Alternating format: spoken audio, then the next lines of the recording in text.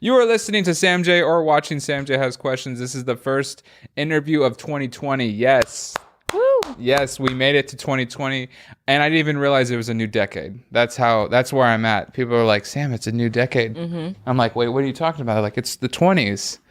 It just never registered with me. Did you do anything fun for New Year's? My boyfriend and I went bowling. One of his friends like rented out like a bowling lane. And so we went bowling, and the bowling lane, they had like complimentary champagne and like little hats and little paper horns. It was a blast. Awesome. Yeah. Oh my gosh. I didn't introduce you. I'll split this in. My guest today is Alice Hamilton. Hello. And what your middle name? Do you go by you use your middle name in it too? Rose. I used to go by Alice Rose, but I had to stop because I found out there's another comic named Alice Rose, and I was getting tagged in her shit on like Instagram and Twitter. Oh, I love that. Yeah. I experienced the same thing. Yeah. There's another Sam J. There is another Sam J. Yeah, I think I know that Sam J. Yeah, me too. There's 2 Josh Johnsons. And I think that there's actually 2 Bill Burrs. I think there's a comic whose name is Bill Blank because Bill Burr was like, I can't have people buying tickets to your show thinking they're coming to my show. Wow. So you changed your name. Yeah. From. I originally was like, screw that lady. You know, like I was thinking like, I'm probably funnier than her. She's probably going to go nowhere. It's probably fine. But then I found out that she's trans. And so I was like, shoot, I'm not going to take her name after all she's been through. So I just let her have the name, and I changed my name. Wow. Do you like it? I mean, when did you, because this is a great, like, I changed it on my social media, but like not in the handle, just like in my description. And the name, like, so my real name is Sam J, J-A-E. And I'm like, I don't want to change it. Like, I've gone my whole life as this name, but like, and people who know me out here know me as that. Mm-hmm. So there's like almost like a psychological, like I need to have just like a, like a Native American transformation ceremony, like shedding my Sam J going into my new name. for me, for real. Like I'm like, who is this new person? And the name, I'm taking my mom's maiden name, which is Montoya. So I'll be Sam J Montoya. Okay. I was going to say you could just be Sam J and just use it as motivation to be like, I'm going to get famous first and you'll have to change your shit. That was going to be my plan. It was like, I was like, my goal is to become so famous that this woman has to change her name to Rebecca or something. But then I just was like, forget it. I don't know if I can use that type of motivation. And then obviously, like, I would be incredibly unrealistic considering the fact that she is very successful. She's wonderful. She works the store, doesn't she? Yeah, I mean, she's passed at the Comedy Cellar. She writes on SNL. I'm sure she has a Netflix thing or a comedy. Like, she's pretty much done all of the things as you know. Yeah.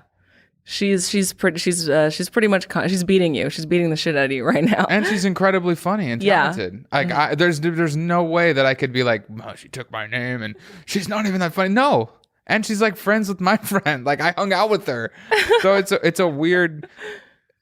But I don't know. Maybe she doesn't like that. There's a comic named Josh Johnson who's hanging on to Josh Johnson, even though the other Josh Johnson has some shit on Netflix and writes for The Daily Show. And it's like, dude, you gotta, they're both bald black guys. I'm like, dude, you gotta get a new name. Gotta be like, someone's gotta tell less famous Josh Johnson that he's less famous Josh Johnson. Can you tell me that I'm the less famous Sam J and maybe look into that camera? You are the less famous Sam J. You need to change your shit. This is why I brought you here on the podcast. Entering into 2020, you're not Sam J anymore. No. I can't be that same person. I was fine with changing my name because I'm on my 5th name. Like I'm fine. Are you really? Yeah. What was your other names? This is fascinating conversation. I was born Alexandra Williams. And so that's my real name. And my middle name's Rose, so I was going to go by I started comedy going by Alexandra Rose. And I really loved that. And I still love that. But people don't call you Alexandra. They call you Alex, which I hate. I cannot stand it. Just because, like, growing up, there was a boy named Alex. There was always a boy named Alex. Yeah. In my mind, Alex was a boy's name. And also, I have something called grapheme color synesthesia, which is where in your mind, all of your letters and numbers have a specific color assigned to them. So like for me, names have a color combination, and the color combination for the name Alex is so ugly in my brain, but Alice is much prettier. So I was like, all right, I won't be Alexandra Rose, because I was literally getting complaints. People were like, I'm not calling you Alexandra. It takes too long to say. Yeah, that's a long, like your parents. It's a long, me and all my sisters have long names. And so I was like, all right, I'm going to stop. Like, they were like, let us call you Alex. And I was like, no, nobody wins. I'm changing it to Alice. I don't get to keep my name. You don't get to call me Alex. Like, we're changing all of this. Yeah. And 'cause so I feel like I met you as Alice Rose. Alice Rose. Yeah. Or at least saw you perform. And then, I was doing stand up for maybe a year. I think I changed my name last year to Hamilton. Wait, is that your real last name? No. No. The whole thing's fake. I made it all up. So I'm like a name. Yeah. I had someone recently write me a check. They paid me for a show. They wrote the check to Alice Hamilton, and I put it in my wallet before I realized I can't take this to the bank. Yeah. Because it's not on my bank account. Like and so I need to get like there's like some paperwork I can fill out that like it's like does business under this name. Yeah. And so I'm gonna have to do that so that I don't have to. I gave her the check back. I'm like, you need to Venmo me because I can't do anything with this. Wait, I'm sorry I cut you off. You were performing. Or all of your siblings have. Oh yeah. Names that are long, or they're just odd, or Victoria, Elizabeth, Alexandra, Anastasia. Is that one person? No. That's 4 girls. That's 4. That's my sister. Like, goddamn. That's the first one, and the second one is no. Those are all my sisters' names. What is your age range in everyone? We're all 2 years apart. I have a brother too. His name's Steven. He's named after my dad. You got a pretty straightforward. Yeah, he's pretty chill. We're all 2 years apart. I'm 4th in the line of 5. Okay. Yeah. Cool. Mm-hmm. I'm an only child, so I don't know what that's like. You didn't have anyone to share shampoo with and yell because they stole your car? No. My sister Liz would always take my car because she didn't have a car for a little while, and my parents had one car for all the siblings to share, but I was the favorite because I earned it. To be fair to my parents, you were the only one who had a car. Yeah, they bought me a car when I was, I don't know, I think I was 18. Yeah, I was 18. I was going to college. They got me a car. What kind of car was it? It was like a 91 Ford Taurus, and I fucking loved it. Was it green? It was beige. Oof. It had 3 seats in the front and 3 seats in the back. I prefer cloth interior. I'm gonna be real. I hate leather. Yeah, hand crank windows. Ooh, yeah, I know that car. But it did have auto locks. Oh, maybe it did have. No, there was no fob. It was actually you didn't even need the key to start it. The car would start if you just turn the outside plastic thing. Yeah. And I made the mistake of telling my friend that. While we were, your car's just stolen all the time. Yeah, what he did is he just took my car, drove it around the church parking lot for like a while, and then parked in a different spot. And I'm like, I don't remember parking my car here. And then he told me later, he was like, I just took your car for a spin. I was like, why did I tell you didn't need the key to start it? Wow. Yeah. Damn. It had a clock in it that would I don't know why it did this. The clock would count up to 99 hours and then set back to 0. So people would get in my car. And they would be like, why does your clock say 72:46? And I would always say, oh my God, it's 72:46. And then I would slam on the gas like I was late for something. And you were late for 73 or 71 or something. Yeah. That's a trippy ass car. It was weird. I loved it. Did you give it to one of your siblings? No, on I think November 22nd, 2010, I hit black ice. The car rolled upside down. I slid down towards this embankment that like there was like it was sort of like there was a cliff's edge and there was also like an embankment, and I didn't know if I was gonna roll off the cliff or if because I was upside down, I couldn't see where I was going.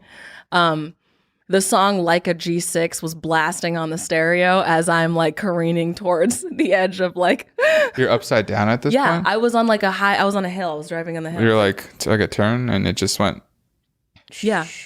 like a G6. Yeah. Like a G6. Like a G6 was blasting. Were you by yourself? Yeah, it was 5 a.m. I was on my way to work at Walmart, which is where I used to work for like 2 years. And I I talk about the fact that like the only thing I miss about being religious is the fact that you're not scared to die. Because I was like rolling in that car, just like sliding upside down, and I was like, it was on the roof of the car, yeah, just careening towards an embankment or a cliff. The car, I turned the wheels turned all the way, the car started sliding, I tried to correct it, and then the wheels turned all the way the other way. That, right? You're not supposed to. I always try to remember that because I was driving in the snow the other day, and I was like, okay, if shit goes down, I'm like, is it that way? You're supposed to pump the brakes. You're not supposed to overcorrect. You're supposed to turn into it, right? No one ever taught me, so I don't know. I'm pretty sure, like, so let's say I'm going this way, and then I start hydroplaning that way. Oh yeah. You're supposed to turn into it. So you like, yeah. My wheels turned all the way to the right, so I was like, let me just straighten them out, and then it just turned them all the way to the left because I was sliding on ice, and when I turned them all the way to the left, it flipped me over. And so I'm just sliding down the road in an upside down car. So does the seatbelt really work? Yeah, seatbelt worked perfectly. So you were just like, I was just strapped in, sliding upside down in my car in my 91 Ford Taurus, listening to like a G6. You look at the clock and it fixes itself. You're like, what the fuck? The clock just changes to 666. Yeah. It was a cursed car. Yeah. And so that car got totaled. Yeah, completely totaled. I didn't go to the cliff. I went to the embankment, and I remember I was like, I tried to unbuckle the car seat because I was like in a little bit of shock, or the seatbelt. Yeah. When you stopped? Yeah, I was still upside down. And so I tried to unbuckle myself, and it wouldn't let me unbuckle. And then I realized like, oh yeah, it won't let you, it won't let you unbuckle if there's pressure on the seatbelt because it knows you're upside down. Okay. So I had to like do kind of a handstand and then like unbuckle with one hand so I didn't just like land on my head on the pavement. You just eat shit under Yeah. And then I crawled out of the car through my side window, and I was like, thank God my window was down. I'm like, wait a second, it's November, it's snowing, it's 5 a.m. My window wasn't down, and like both my windows shattered and the back windshield shattered. Oh, Jesus. Yeah. And like all of my stuff had flown out of the car. It was all over the street. I was trying to find all of my things. I was looking for my book, and I had like a pool noodle in my trunk. The trunk popped open, all my shit was everywhere. There was like a blanket on the side of the road. God. Yeah. It was nuts. So you were like, but I got out and I laughed. I didn't even have a headache. I was like, oh, cool, I'm fine. No scrapes or bruises or nothing? No, nothing. The police came after someone pulled over to help me, and the cops came, and it was November. My birthday was like a month before, and my sisters had while I was at Walmart, they came to where my car was parked with like some markers, and they drew all over it for my birthday. But they were like, we're very, very, very, very, very like my grandfather was Jewish, and like we didn't celebrate Hanukkah, but like it's in our family. Mm-hmm. So one of my sisters wrote like, I love big Jews on the side of my car. They wrote my real phone number on the side of the car and said, call for a good time. Jesus. They said, like it said like, honk, I just turned 40, and I had just turned 20. They put like dots and stuff all over my car. Wait, this was after it was... This was before. Oh, before. Oh, okay. And on the hood of my car, they wrote lyrics to a Christina Aguilera song. They wrote, I'm beautiful no matter what they say. Mm. And so then I took my car to a car wash, and none of it came off. It had all stained my beige car. So when the cops came, they see all these dots on my tires and all this like coloring all over the car. And they were joking that that's what caused the car accident because cops aren't very funny. The cop kept asking if I was texting. He was like, were you texting and driving? You can tell me. You won't get in trouble. Just tell me if you're texting and driving. And I was like, dude, it's 5 o'clock in the morning. Who the hell would I be texting? Who the fuck am I texting? He was like, I text people at 5 a.m. I'm like, you can look at my phone. He was like, no, it's okay. He's like, you're texting. Yeah. You're like, yeah, I wasn't, mother. He just didn't believe me. Yeah. That's what they just want you to always be breaking the law, right? Because if no one broke the law, what the fuck would they do? Yeah. They just want me to break the law.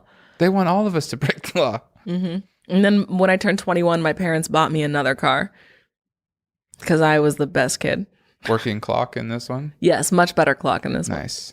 You upgraded, it sounds like. Yeah. Cool. Yeah. It's like a 92 something or other. I don't even remember. 92. It was a whole like year. No, it was 98. It was like a 98 Honda. Those Civics? It was a Civic? God, what was it? I didn't even remember. I just remember that it was white. I don't remember what it was. They last forever. Yeah, they're pretty fucking good. So I didn't bring you here to talk about cars, but I love that we got into that that subject. I have questions for you because you're on Sam J Has Questions. Mm-hmm. I do know that you started doing stand-up comedy in 2016, December. Your first mic was Flappers, Claremont. Toilet hole. R.I.P. I've never been there. I feel was bummed that I missed out on it. Awful. One room, right? One room. Yep. And, one tiny ass room. And what motivated you to try stand-up? I hate to say it now because he's been Me Too'd, but I was watching a lot of At Midnight. And I've always loved comedy. I've always loved stand-up comedy. And I just, once At Midnight was going, like all the comics that were on there, they would always say like what their next dates were so that when it aired, people in those cities would know. And so sometimes the comics I liked would be like, oh, I'll be in Portland. And I was like, oh, perfect. So, we'd go out and we'd go see him. And I was just ingesting so much comedy that I started thinking in bits, and then I started writing them down. And I was way too nervous to do it, but I was like, I have some ideas for some jokes. And it's shameful to say, but I wanted to get into comedy to try to get into acting, which you're not supposed to do. And like now all comics hate it when they're like, oh, this is a fucking actor trying to come and do stand up. It is, yeah, unfortunately. Yeah. Okay, yeah. okay. But I wound up liking stand up way more. So I still like acting, but I left the acting school and I just focus on this. Okay. Cool. Do you remember the subjects that you talked about in your first mic? Yeah, my first, I have this bit that has since become a meme, so I can't use it anymore because I think people who have seen the meme will think that I got the idea from the meme. And so I've just stopped doing it, but I was really proud of it. It was a joke where I said, like, if you, the worst place to meet a celebrity is if you're in the hospital, because celebrities only go visit the worst of the worst situations. So like if you wake up in the hospital and Robert Downey Jr. is in there, like all your shit is fucked.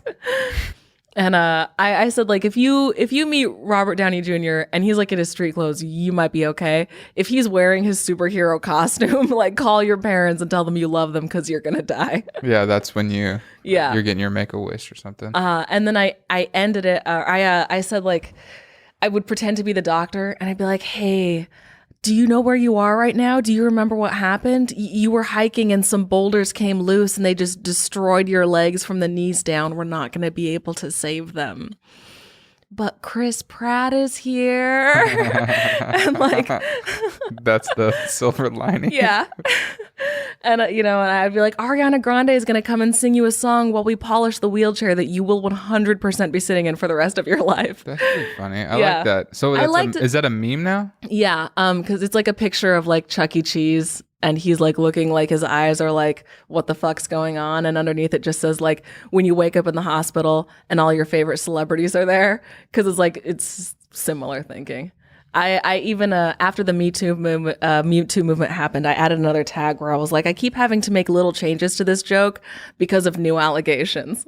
And then I was like, because your heroes can't be there? Yeah. And I was like, if you wake up in the hospital and Kevin Spacey's in there, you have problems that Make-A-Wish can't fix. I came up with this idea of a my sketch. phone's going off because I'm unprofessional. Oh, that's all right. No, it's reminding me that I have to go to roast battle tonight. Oh, okay. Yeah. Who are you going to watch?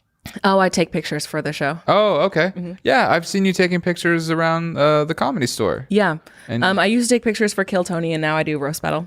Okay. Yeah. Someone was looking for a photographer another show. I don't know. I'd trade pictures for stage time. Yeah, it's Frogtown Comedy. Yeah. Oh, that's cool. Yeah. I don't think I've done it, but I'd be down.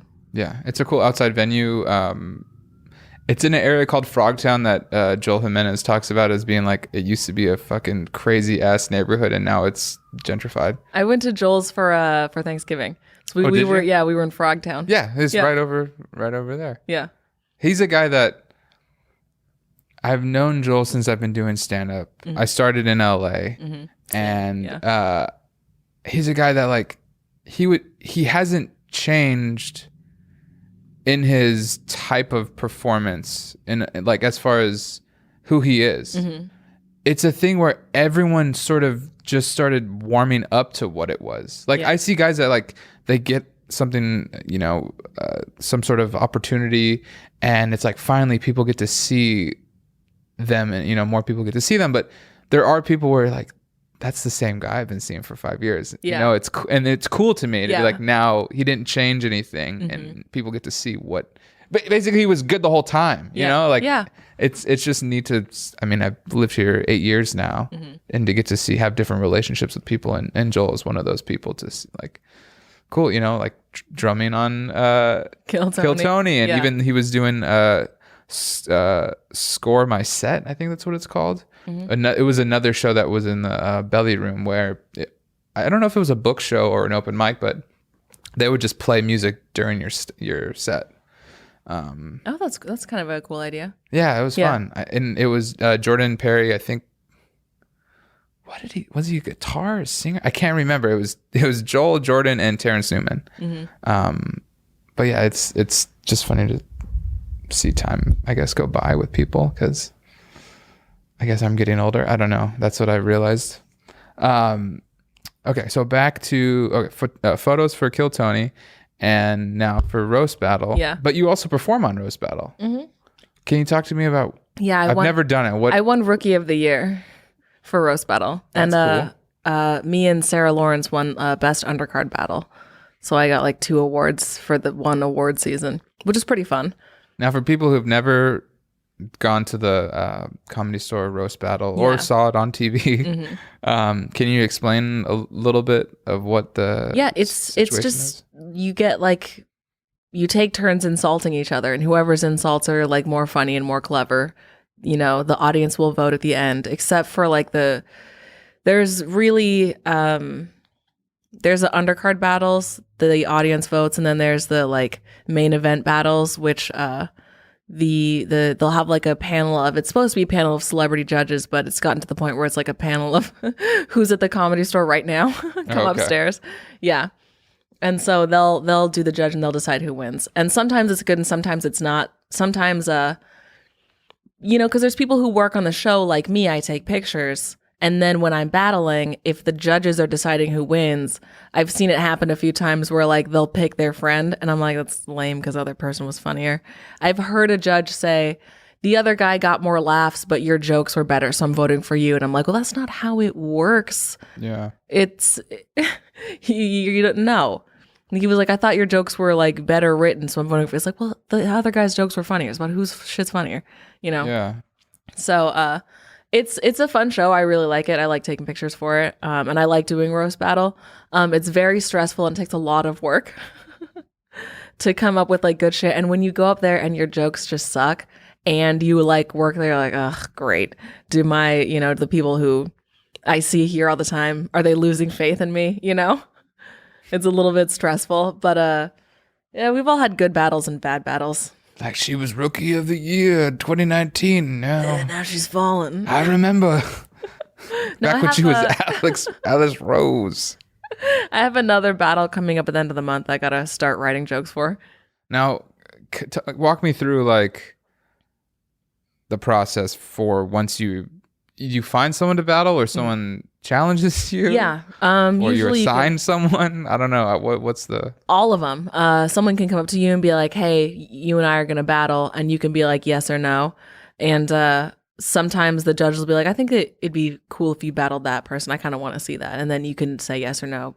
Or you can just be like, hey, friend, let's do this. You want to battle? So how much heads up are you given? What's usually once you put it on the books, you got like 6 weeks ish. Okay. Unless you are planning a bunch out. So like I have one that's at the end of this month. I also have one that's at the end of February. So I've got like 2 months to prepare for that one. Okay, so walk me through it. Like, we're gonna battle in 6 weeks. What do you do? You're like, hey, what's up? I'll do you send know you each other? I'll send you a text message. I'll be like, hey, here's like my basic information and all of my dirt, so that you could you want to make it a good battle. So you give like a little portfolio of. So it's all willingly given like that? Yeah. Oh wow. Yeah. I always wonder how it's like. Do they research, or they're just like? It's hard because sometimes it's like I'll always comb through your Instagram if I'm battling you to just see, I'll look at all your posts to see, the corny, cheesy things you said, the things that you were celebrating that you were excited for. Like, I'll just kind of nitpick your social media a little bit. That's terrifying. I'm gonna take some stuff down. Just go delete a bunch of shit. Yeah, I'll do all of that stuff to try to prepare for the battle. But I mean, a lot of it is jokes that you could use with anybody. Oh, okay. Once you realize that, because it's like, If it's like a straight white dude, you just call him a rapist a bunch. You know, if it's a fat guy, you just keep going, hey, you're a fat piece of shit. And the audience usually goes with it. If it's a woman, you're like, hey, stop getting abortions. It's, you can fall into patterns. You just have to find clever ways of saying shock value stuff. And I used to like look down on it. But then when I realized like that it's actually really clever and it forces you to be really creative and that, you know, it's not, you know, I was just looking down on it because I was like fresh off a loss and I was like, roast battle's, you know, dumb. And then I was like, no, it's actually really good. I just, you know, didn't put very much work into that last battle. Gotcha. So is there anything off limits like going forward? Like- Yeah, you can tell people like, hey, don't mention this. Like I'll usually tell someone like, you know, not to mention like any families I nanny for because like they don't want to get dragged into, you know, this shit. And that's not fair to them. Can I insist like, hey, I want you to make fun of this. I guess that's in the, what you send over. You couldn't tell them what to write, but there are also some people who will say like, hey, I have a lazy eye, don't make fun of it. And then the person comes and they have nothing but lazy eye jokes. So it depends on who you're battling. They might not respect with the fact that you tell them, you know, this is what I'm scared of. And then they're going to go after it. Unless it's like reverse psychology, you know, like, hey, don't talk about my normal size earlobes, you know, like don't talk about how hot I am. Yeah, please don't whatever mention you that. do. Yeah. I was battling Dylan Sullivan and he sent me like his basic info and like 50% of it I'm positive was lies. Oh shit, just to fuck with you. Yeah. He was like, it just said things like, I crashed into a hay bale. I won Mr. Grandview. I'm like, what are these things? I don't think you did these things. What is it? Yeah, he's like a folklore. He just or something. wants me to get up on stage in front of Jeff Ross and be like, Dylan crashed into a hay bale when he did. Yeah, it's just insanity. One of them said I was adopted. And I was like, none of these are real. This is all fake. He was trying to flood. Yeah. That's smart. It was fucked But you up. saw through the bullshit though. Just because I know Dylan, if we weren't friends, you could send me a bunch of shit and I would just be like, all right. So this person, you know, lost an arm and had a new arm sewn on, you know, you never know. Yeah, you're just like looking at the wrong stuff. Yeah, people will try to throw you off. So there's a specific cadence that you need to land a roast battle joke, I feel like. The less words, the better. Right? The more clever you can be with the least amount of words. The best joke that I ever had was I was roasting Cole Alexander and I said, Cole only eats pussy if it's dick. And that's it's such a short joke. It's just this guy's gay. He wasn't, but like, you know, that was the best joke I ever had. Short, yeah. Mm-hmm. So is it just, I mean, does it look like you just write out like, all right, I'm going to sit down, you know, from 9 o'clock, you know, this morning and write like 30 jokes and then shorten them and then let's go test them? Or what is your writing process like? I will watch a bunch of other roast battles for like ideas, you know, and see like, oh, that was a good joke. Here's how I can make a similar premise apply to the person that I'm battling instead of this person that they're battling. Here's how I can take this sort of, you know, like there's some structures where someone will say like, oh, you look like you got all your clothes at like, you know, Fags R Us or some shit like that. Yeah. And I'm like, all right, well, I'm not going to say that, but I could say something about their clothes and be like, oh, you look like you get all your clothes from this place. I did a clothes joke. Someone said something like that to someone they were roasting. And so I was roasting this woman named Stephanie Wayne and she's a lesbian. And I said, Stephanie's comedy is a lot like the thrift store she gets all of her clothes from. It's just a bunch of bullshit that better lesbians stopped using decades ago. And I would never have thought like, you know, I listen to other roast battles so I can be like, how can I take what, you know, how can I inspire myself?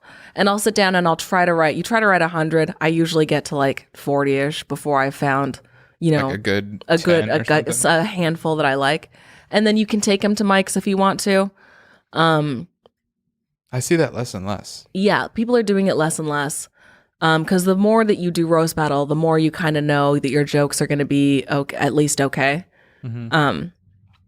But the first few times I did it, I took my jokes to like, you can't take them to places like Fourth Wall or Bert's Back Room because when there's so few people in there and they can't leave, then they'll laugh based on, to paraphrase Brody Stevens, cadence alone.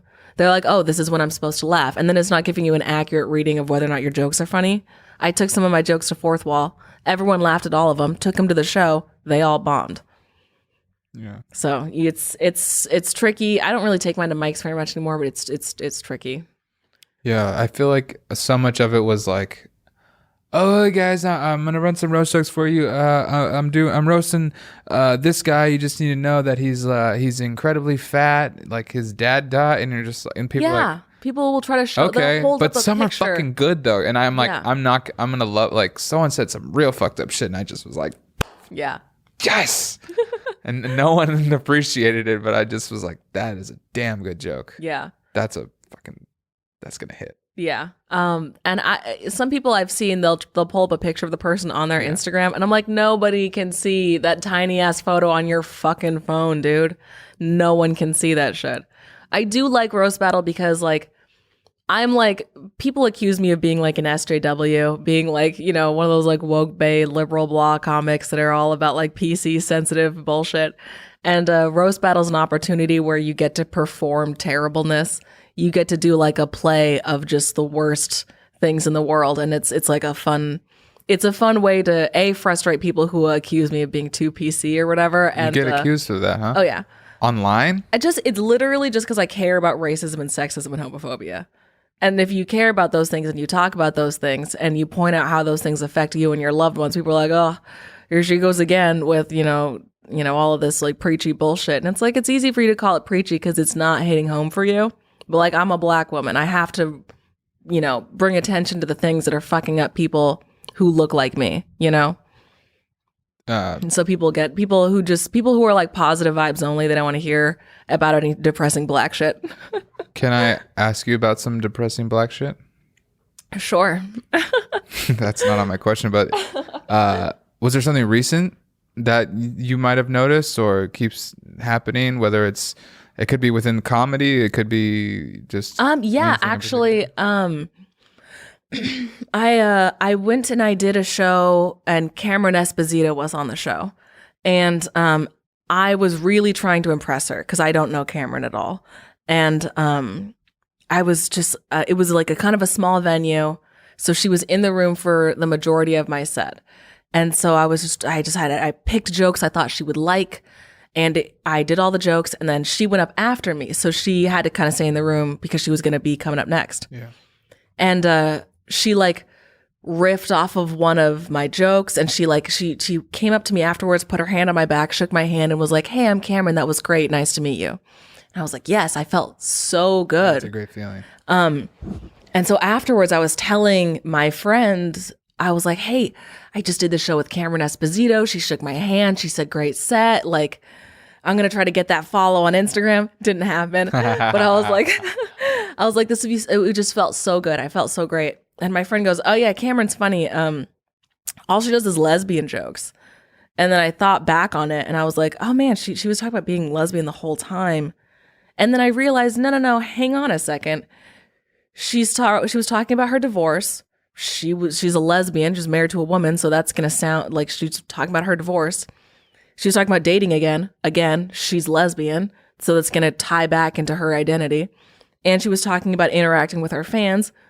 Majority of her very strongest fans, she's very popular in the LGBT community. And she was talking about her next special that was coming out. And I just had this realization of like, if like a white dude comic goes up and he does 10 minutes on a really bad sunburn that he got, and 10 minutes on like, you know, his first date, and, you know, 10 minutes on his, you know, prom, how prom school dances are stupid. And then like, you know, 10 minutes on his kids, and then leaves the stage. No one's going to go, oh, he's so funny, but he only has straight material, you know? Or like, he's so funny, he only has white guy material, you know? No one's going to do that. Because like white people are kind of, because they're seen as like a default, they're seen as normal. Yeah. And like, they're seen as normal to the point where like, if like a black dude walks past your house, or like a Muslim dude walks past your house and shits his pants, you'd be like, I saw this Muslim guy shit his pants. If a white dude walks by your house, you just say, I saw this guy walk by my house and shit his pants. You won't say he was white, like, because that's just assumed. Yeah. And so I mean, I'd be mad at whomever shit that Yeah, whoever shit on your lawn, you're gonna be irritated. But like when you're retelling the story, and if I retell a story, I'm like, there's this white boy at the grocery store did this. People are like, oh, why you bring a race into it? It's like you can describe any person except white people. You just have to say there was this dude at the store, and then they'll assume white because it's like the default setting. Yeah. And to the point where like white comics are allowed to go up on stage and talk about their skin and their hair and their neighborhoods. And no one's like, oh, they're doing all this white material. They can talk, straight people can talk about their families and their dances and their dating and their like awkward boners and the porn they watch. And no one's like, oh, all they're doing is straight material. But if like black people talk about their skin and their hair and where they grew up, if gay people talk about their dances, their relationships, they're the dates they go on, then it's like, oh, all they do is this, like, it's like niche, it's like other, it's like people will choose to withhold their empathy and they'll like choose to withhold like their ability to relate to it. Or they'll just be like, oh, this isn't for me. This is just for the gays. Yeah, like enough gay stuff. Yeah, Jesus. yeah. You're like, what, that?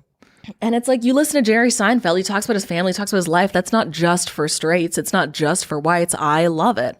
All my gay friends love Seinfeld, He's not like their favorite. They like Cameron Butter, but they still love it. And so that really, really bothers me. It's just that we give like a shorter leash to comics that aren't white and that aren't straight. Because we're like, not too much of how you're different. I don't want to hear too much about how you're different. It's like, well, how I'm different affects my whole life. Yeah.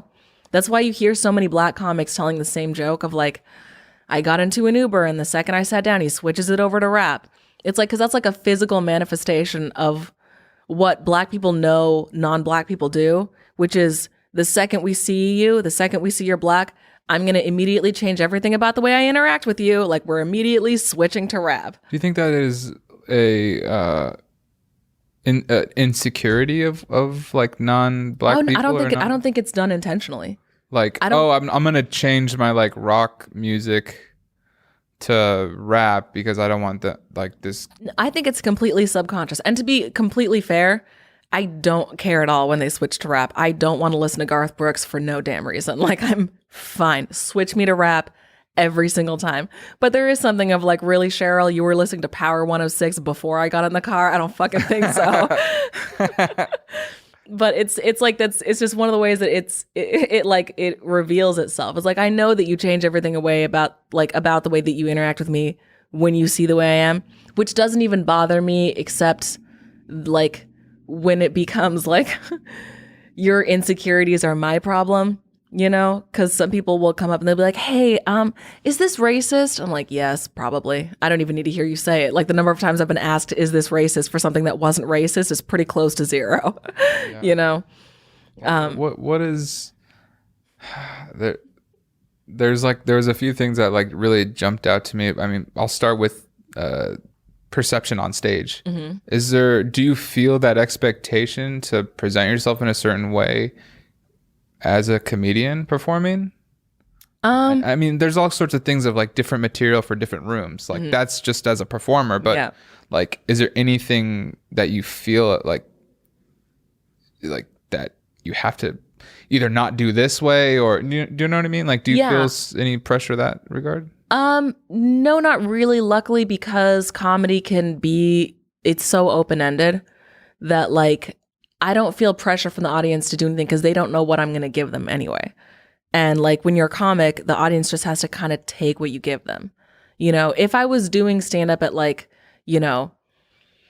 some sort of like NAACP event, then even then they wouldn't like expect me to, like, enough with the black. Yeah.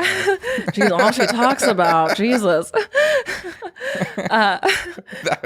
Even then, like you can just tell stories about your life and they're all going to be, they're all going to be relevant because, you are who you are. The only thing that like, I don't feel an expectation with comedy. I just feel in predominantly white rooms that, there's a shorter, there's like a shorter attention span for like too much black stuff, but I don't have just race stuff. And most black comics don't have just race stuff, but it's just like, if you have 5 minutes on race, they'll be so tired of it, as opposed to like Neil Brennan having 5 minutes about black people. They're like, what a hero, you know, like he's so brave, because they're not scared that Neil Brennan, example. yeah, they're not scared that Neil Brennan hates him because he's white. So he can talk about racist white people as long as he wants, and no one feels threatened. If I do it, then they feel like they're scared I don't like him. Yeah, if you said his opener, which is like a lot of white, you know, men here, thank you for not shooting up the place. Like, yeah, then they'd be like, oh, she hates, you know. yeah, but him, they think it's funny. And I did some jokes about Louis C.K. one time, and people were mad. And I was talking to my friend Dylan Sullivan afterwards, and he was telling me, he was like, if I told those jokes, they would have thought I was a fucking hero, because he's a guy. So the guys know he doesn't hate them. But I complained about Louis C.K. Then guys like, does she hate all men? So it sounds like knowing everything you just said, knowing all of that and what sort of a reaction you'll get out of it, doesn't that just affect either how much harder you kind of have to try as a performer?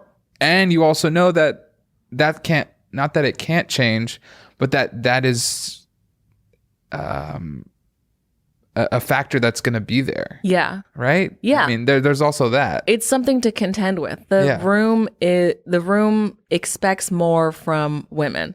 Once they find out you're gay, they expect more from you for being gay. You know, if you're just a dude going up, you kind of have a little bit more of a blank slate. You still have to be funny. I am still like, all of this is operating within the bubble of, I presume all these comics are funny. But when you're a woman, or when you're like a noticeably gay person and you walk up on stage, there is a little bit of an attitude of, okay, prove it, you know? And it's like, that's not a great attitude. The attitude should be laid back and like, all right, let's go, let's laugh. And this is mostly an attitude of like open mics. It's when you're at a show that people are a little bit more laid back. Yeah. Not always, but mostly. And like, the fact that people don't like someone who's not them talking about them, like if I tell jokes about like straight white dudes, they don't want to hear that. But no one wants that. Because when men get up and they tell jokes about women, or when like white people get up and they tell jokes about black people, I'm sitting back there like, all right, where's this going to go? Everyone has that impulse. Yeah, everyone has this sort of perception and unconscious or conscious. I don't even, like, no one bias? wants to talk about them. It's a bias, or is that just how we look at people, how we view people? I think it's just because there are people out there that you know that hate you for who you are. Even straight white guys. They're like, there's people out there that I've interacted with people. There's not as many as it's being kind of projected right now that there are, but these people do exist where they're just like, oh, straight white men, so bored, you know. And it's like, no one wants to be hated. Yeah. So if a straight white guy goes up and he does jokes about being a straight white guy or about straight white guys, even if it's shitting on straight white guys, no one's going to feel threatened, because they're like, this guy, I know he doesn't hate us. But the second he starts talking about Mexicans might be like, all right, does he hate us? Because there are people who hate us. And you want to know whose side the comic is on. And that's a new thing where like, you want to know whose side the comic is on before you feel okay laughing at their shit. And a lot of older comics don't like where we are now with that. They think it's too sensitive, too PC. And to that, I just say, adapt or die. That's, society changes, society grows, comedy's gotten more popular. And with that has come more regulations. Audiences expect more. There's comics that, like Jerry Seinfeld complained about going to colleges, and he's like, you can't even say someone's race now, or else they're upset. Like triggered. And it's like, yeah, that's fair. You know the Pavlov's dogs? You know that? For anyone listening who doesn't know, Pavlov's dogs is a story about this guy who, before he would feed his dogs, he would ring a bell. And his dogs got to the point where like he would just have to ring a bell and they'd all start salivating because they were all expecting food. They associated the bell with food. When you go up on stage and you say, so I saw this Chinese person, and everyone in the audience cringes and tightens up and they're like, that's like Pavlov's dogs. That's like ringing the bell. That's because there's been so many times that like comics have gone upstairs and been like, I saw this Chinese guy and racist bullshit. It's like, that's why people are cringing up, is because like that's been abused for a long time. Right. You know, comics have shit on people a little bit too much. And so now it's like, all right, be careful with your racial material, because before you didn't have to be. You were at the Improv Sunday night. Can we just bring this up? Do you want to kick it off? I was in the I don't even know where to second row. start. I was in I don't the even know where to second start. row. Okay, let's not say her name. That like overwent the whole bell. That night. was like a fucking gong. Yeah. But it was also like, wait, that's a whole different gong than we even thought was a gong. Dude. All right, so we won't say her name, but there is a comic and she is a lady. And on Sunday night, when she's one of those where when her name gets called, Beautiful situation. when her name gets called, everyone in the room is like, oh, fuck. You know? I didn't know that. I didn't sense that. Well, you know now. She went up. She was she opened with homophobia and she closed with hard racism. And everyone Capital R racism. Yeah. Everyone was talking about it for the rest of the night. I've never seen an open mic like boo somebody. There was a comic that was just like, get off the stage. He's like, you can't call a black dude a monkey, then just finish your set. And then she engaged with him. Yeah. And then she was like, who's saying that? Is it a white dude? Oh, of course it's a white dude. And then my friend Niles Abstinent was sitting next to him. And he goes, he's my friend and I agree with him. And Niles is black. So it's like, no, it's not just because he's a white guy. She was just trying to be dismissive because he was white. No, he's like, I'm half. Oh, that's right. He said I'm half. He just light skinned. She couldn't tell. Yeah. But she was being so racist and so sexist. And here's the thing. If it seemed like that was coming from a hateful place, I think people would have been like more upset. But I think that people think she has some kind of like mental something's going on. So they're like, all right, you're just crazy. Yeah, it came from like you're saying some wildly dumb shit. Mm-hmm. It started off with her trying to say that, trying to like bring her mom around to be less homophobic. And then that bit ended with her being like, well, my mom's homophobia is kind of right. I was sitting next to Dylan Sullivan and he's gay. And before she went up, Dylan was like, she's my favorite. And he was like being sarcastic. He was like, she's an artist. And then she just goes in with all of this homophobic shit. Well, I immediately went outside because like a group of people all went outside just to like process everything that happened. And like they were all talking and me, I'm like trying to think of like devil's advocate. I was like what if this was like her Bill Burr like Philly rant moment? No. And she's just gonna like become this epic. I've heard her do all of those jokes before. Have you? Yes. I've heard her do the gay ones before. Those ones were people were like rolling their eyes at the homophobic jokes because she does that a lot. Where she really lost the room is when she started talking about black people. And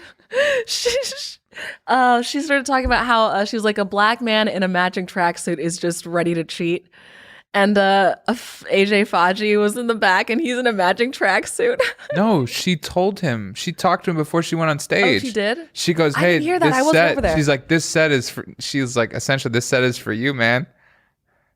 She like dedicated it to him. Oh my God. In so many she words. Said this set is for you. He talked, yeah. He's like, she's like, yeah, she told me she's going to do that before she went on stage. This set is for you. Jesus. She's like, hey, you stick around. This is going to be epic. I can't believe it. So there's just so many levels there because, yeah, you know that it's not coming from a hateful place. I mean, I have no doubts that she has very, very, very deep biases against black people and also against gay people. It's just that nobody gives a shit because she doesn't pose a threat. If she was a man, I think that people, level. Yeah, because like none of the black people there are scared of her. And she's called one of my black friends the N-word before, off stage to her face. And like, she's said some very homophobic things to some of my other friends. She told one of my friends, don't sit with your legs crossed, it's gay, because he was a man. Oh, shit. Yeah, so you're looking pretty gay. No, she's wild. No one, I think people don't give a shit because people think that like mentally something's going on. Yeah, for sure. That she's a little bit, and you know, there's a few screws loose. No one's trying to like, I don't think anyone's trying to diagnose her, but they know there's something wrong. Yeah. Whereas if it seemed like she was more lucid, then people would be like, this is just like a hateful, ignorant psychopath. Now she's just an annoyance who takes time away from comics who have potential. Yeah. Yeah. It's yeah. And then her sort of, she stained the rest of the mic, so to speak. The rest of the night. everyone was like, what the fuck did we just watch after that racist rant?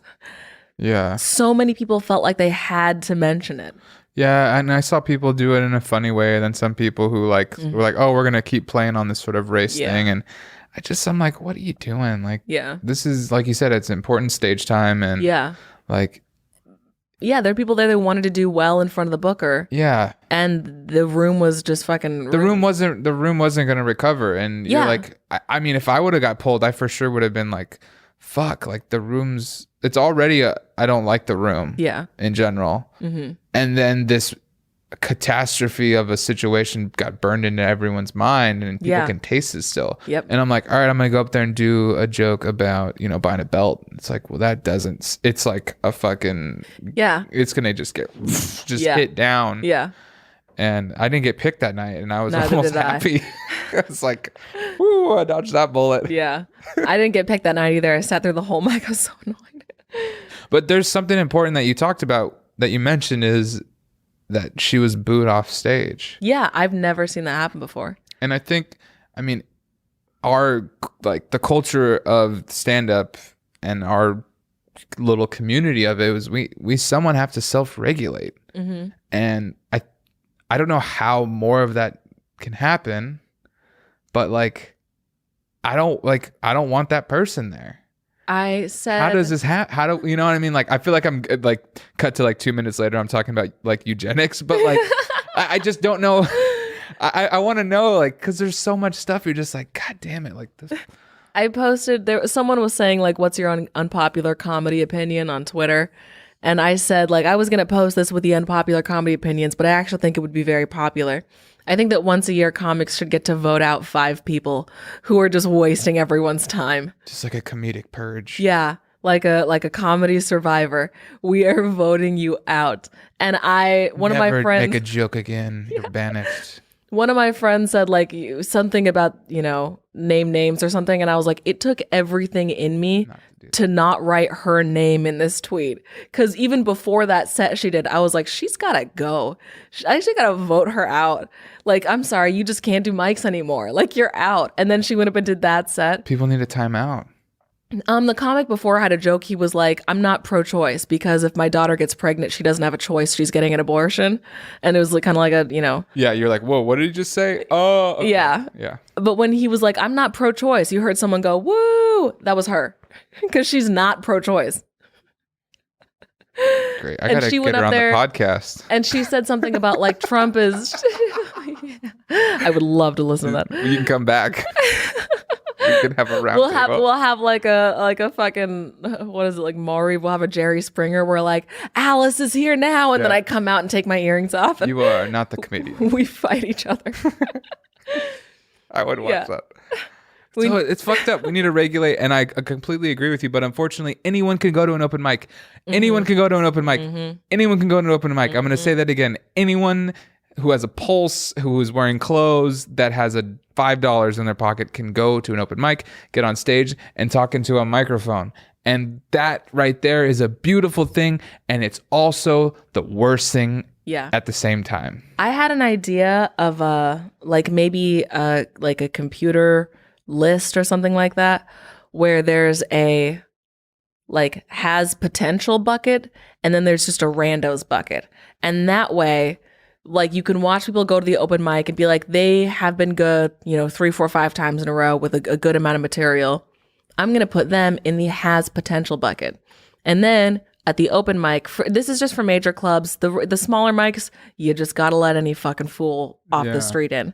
But for the bigger clubs, I thought it'd be a good system to like, because if you have 10 bad comics in a row, that's worse. Over 30 minutes of energy killing, fucking momentum killing, fucking making everybody tired and angry and want to go home, just room fucking killing bullshit.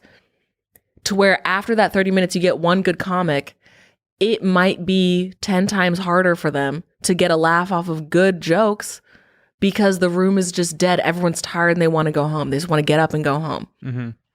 So I was thinking, like, if they had a bucket of people who were like, they knew were good, people who they knew had jokes, they could be like 2 good people, one from the rando. And maybe the rando's good too.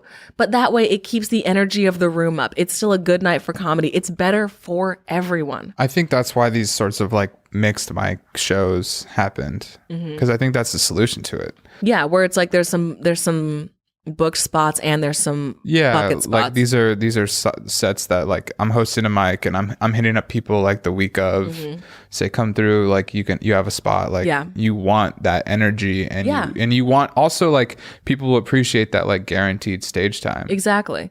And you're helping out comics who have potential. Yeah. And you're doing favors for people that have potential, because it's so hard. You're any geek off the street can come into an open mic and just spew either the shit they should be saying to a therapist or just like unbridled mental illness into a microphone for 3 minutes. And you're just like, God damn, like this is not what this is for. I went to the Laugh Factory's open mic and somebody played a song, and it wasn't even a comedy song. It was a song about like my California girl. It was like a love song. And it was like, this is not that sort of open mic. This is not the right, like it's an open mic for comedy. It's not an open mic for like poetry. And like you can go to Silver Lake Lounge for that shit. But like, dude. Anyone's going. Yeah. But any fucking idiot can just come in off the street. And so I think that in order to not bog the room down with too much bad comedy, you need to have like more guaranteed spots. And it's still random. It's still bucket. It's still, you might get pulled, you might not. But at least we can do like some guaranteed laughs or people we know are funny who are trying new material. And then also like giving opportunities to randos, just so that it's not like, because I mean, there's some nights at the Improv where it's like bad comic after bad comic after bad comic. And you're like, I don't even want to go up now, because if I have a bad set in front of the booker, how am I going to look? Yeah. So do you host Mike? Places? Yeah. Or I used to host one, but I stopped going to it because it was at the VFW, and it was just taking 3 hours out of my Thursday to watch people bomb for 3 hours. It was one of those mics where like I've heard about a mic at the I never went to it. There's like 30 people there. 5 of them are inside. The rest of them are outside smoking and talking, and they just go in one at a time and go up on stage, tell a joke, and leave. And everyone bombs because no one's in the room, no one's supporting the room. It's a dead energy. There's bad lighting. None of it's good. And so I quit because I was like, this is just a waste of time. I'm just watching people bomb. And like I would get a guaranteed spot for hosting, and I would just bomb because it was a bad room. I'm like, I could do something better with my Thursday night. Yeah. So I think that's so important, is like deciding like, where am I spending my time? Mm-hmm. What is my, like, oh shit, for the last 4 Thursdays I've spent like 3 hours, you said? Mm-hmm. 24 hours, a full day. Yeah. Just watching bullshit. Just watching people bomb their asses off. I was like, there's only so much more of this I can do. So what do you do on your Thursday night? You have a whole Thursday. Usually I live really close to Flappers. Oh, okay. I'll just hit up Flaps. They have open mics almost every night, and they're corny as fuck, but it's a good place. You can get laughs. It's a good room. Are you doing shows there? Is that how? I've done a few. I've done a few shows there too. Okay. I don't do. I do more shows at the Comedy Store, but I don't do any shows at the Laugh Factory, and I've done like 2 shows at the Improv. But yeah, I've only done like a handful of shows at Flaps. Mostly I just do their mic. Because it's pretty good. There's a good amount of people. It's inside, so like, people aren't like cold and sitting outside smoking and shit. Like you got to kind of sit in the room. Yeah. Cool. I just have a few more questions and we can wrap up. It's awesome. Almost an hour, I feel like. Is there a certain subject that you're like new that you're writing on right now, or something like a new bit you'd want to talk about? But you maybe not even, you haven't even tried yet, or just just anything. It can be general. It doesn't need to be. There was, I had some bits that I was shitting on astrology, and recently some women have been trying to use feminism to defend astrology. I've seen some of it. Yeah, fucking hate that shit. And so I've been, they've been talking about how they're like, oh, astrology. People want to shit on astrology because women like it. But you know what men like? Men like war, and war kills millions of people. I'm like, hey, men don't like war, motherfucker. And astrology is also, they said like astrology's the one like ideology that hasn't led to the deaths of thousands and thousands of people. I'm like, well, you're fucking stupid, because yes, it has.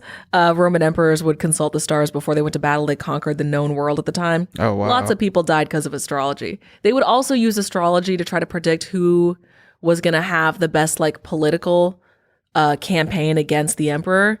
And then they'd be like, I think that this guy's going to win. So if we just kill him, then you get to stay emperor. And they would do shit like that. So astrology has led to tons of deaths. And also, here's the joke that I'm working on. President Ronald Reagan and Nancy Reagan had a personal astrologist that they would consult before every single decision that they made while they were in the White House. So I made a joke. I was like, that bitch was just sitting there flipping over tarot cards one by one. Like, goddamn, every single one of these says keep ignoring the AIDS crisis. And so I'm like, astrology is not harmless. And they're saying like astrology, it's sexist to shit on astrology. I'm like, no, the only thing sexist about astrology is the fact that it's only in women's magazines. They gave you a fake science because they thought your brain was too small to handle the real science, which ironically, if you like astrology, it fucking is. Wow, that's going to turn a lot of women against you in that joke. Fuck them. That's what I was saying. Like, wow, we are wrong. I wanted to have something about like, I was going to make up some fake potential article of like, there's no articles in Men's Health magazine that's like, I tried anal, but Mercury wasn't retrograde and this is my story or something like that. Oh, like the men's version of it? Yeah. I'm like, they don't put it in men's magazines because they think men have better things to think about, and they're fucking right. Astrology is stupid. Yeah, jeez. My old job, we had to like give our astrology, like our signs, and like I don't think they hired based on it, but they definitely realized there's like certain departments have more Leo. Yeah, exactly. Yeah. So it's kind of interesting just to like see a pattern in a formula. Yeah. Even though it could be completely. I one of my jokes that I have about astrology is the fact that a woman asked me for my sign during a job interview. And I said, I don't know my sign, but I'm going to take this as a sign that I don't want to fucking work here. Oh, give me my resume back. Yeah. That's one. And so I'm just going to add more to I have like a 1-minute astrology bit now. I'm just going to try to add some more to it. Cool. So you started December of 2016. So this is year 4. My math December, is correct? Yeah, in December. Or well, coming next, yeah. I started right after the election. I was going to start before, but once Trump won, I was like, what's the point of laughter? I was so fucking like down in the dumps. I was like, because it felt like such a serious thing had happened. And you're like, well, I'm off to talk about astrology. And it's like, no, we need to deal with the emergency that has just transpired. So I delayed me starting comedy for like a month or 2. Okay. And then eventually I was like, nah, fuck it. I'm just, the world's going to end. Let me fucking see if I'm funny. That's great. So that's 4 years or almost 4 years and getting to the Comedy Store, obviously making friends there and doing shows. Like, what do you think like the next 4 years will be for you in LA? Do you want to go to New York and do stand up? Like, I'd love to go to New York for a little bit, but I don't like the cold, so I'm gonna be an LA comic. I've never been to New York. I'd love to go visit. I'd love to do some shows and some mics. That'd be a blast. But I'm definitely gonna be staying in LA. I like LA way better. Okay. Next 4 years, God, I'd love to be writing for a TV show. And I've gone to a couple of like potential interviews for like writing jobs, and I have no experience in writing, so it's all just based on someone who's like, let me take a chance on this person. Okay. And so I'm just waiting for that one person to be like, all right, let me see if you're good or not, so I can try to prove myself. But yeah, I would love to be writing for a show. I'd love to do like a late night spot, but those sort of things usually take a lot of time. But we'll see what the future holds. I have some ideas. I've got some pitches. I've got some scripts. So I'm going to try to hawk to some random people. Okay. Cool. Awesome. Then my last question for you is a question called The Life at Billboard. And if you had a billboard on Sunset in La Cienega above the Pink Dot, and you could have anything on there, like a message, a picture, a theme, or anything, what would you want on there to tell people, or remind people about me and my stand-up, whatever or just you about want, anything you want, like save the environment or anything? It can. I've had people say like, hey, my Venmo is this, Venmo me $20 to like be kind to each other, it's anything. I just like that section. What would I like to say? I'd probably try to want to fit that entire rant I gave on how people give gay comics and non-white comics a shorter leash to talk about their lives on stage. I'd probably want to do that. If he could say anything, honestly, it would probably just say like, we have 8 years to become carbon neutral before the effects of global warming are irreversible, because that is the immediate problem. And then like underneath it might say like, fuck the cops. But the main part would say like, hey, we need to stop. And like, because it's like 100 companies are ruining the planet. And people is like, it doesn't matter if you use paper straws or plastic straws. Doesn't matter if you use the like, these lights or those lights. Get the fucking 100 people to stop destroying the planet. Because we can fight over like, oh, you should eat meat, you should not eat meat. And it's like what we do person to person is not nearly as impactful on the environment as what these handful of people whose houses we should all just go to and burn down, quite frankly, are doing to ruin the planet. Like, I can drive an electric car. That's not going to offset ExxonMobil. That's going to do nothing. Mm-hmm. So that's probably what my billboard would say. It's just, we only have 8 years left, motherfucker. It's time to put this shit in gear. All right. I like it. Thank you so much for being on. Thanks for Sam having J me. This Has was a Questions. blast. And any either shows coming up, I'll probably have this out in a week.